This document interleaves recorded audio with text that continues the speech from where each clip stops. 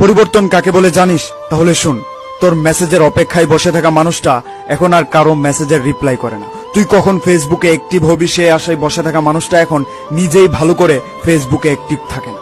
তোর মেসেজের অপেক্ষায় রাতে না ঘুমিয়ে বসে থাকা মানুষটা এখন তুই ঘুমানোর আগেই ঘুমিয়ে পড়ে।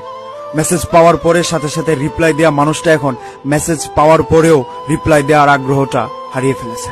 একদিন কথা না বললে যে মানুষটা রাতে না ঘুমিয়ে সকাল করে দিত, সেই মানুষটা এখন রাতে ঘুমানোর সময় তার ফোনটা অফ করে ঘুমায়, যাতে করে রাতের ঘুমে তাকে কেউ ডিস্টার্ব না করে।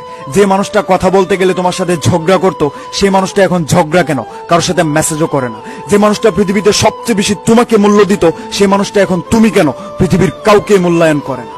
দুঃখ সুখ সবার জীবনে থাকে, কেউ প্রকাশ করে কেউ করে না। তবে হ্যাঁ, আমি প্রকাশ করি। তার মানে এইটা নয় তোর প্রতি এটা আমার দুর্বলতা। একটা কথা মনে রাখবি, এটা তোর প্রতি আমার আবেগ কমে যাওয়ার আগাম বার্তা। কোনো একজন জ্ঞানী লোক বলেছিল যে অতীত থেকে কিছু শিখো, তাহলে জীবনে অনেক কিছু করতে পারবে। তবে ওই ভদ্রলোক এইটা বলেনি যে অতীত নিয়ে আঁকড়ে থেকো না। আমার জীবনের সবচেয়ে বড় ভুল ছিল তোর অতীত নিয়ে আঁকড়ে থাকা। তবে আমি দেরি হলেও এটা বুঝতে পেরেছি তুই আমার জন্য ছিলি না। ভালো থাক দূরে। Good bye.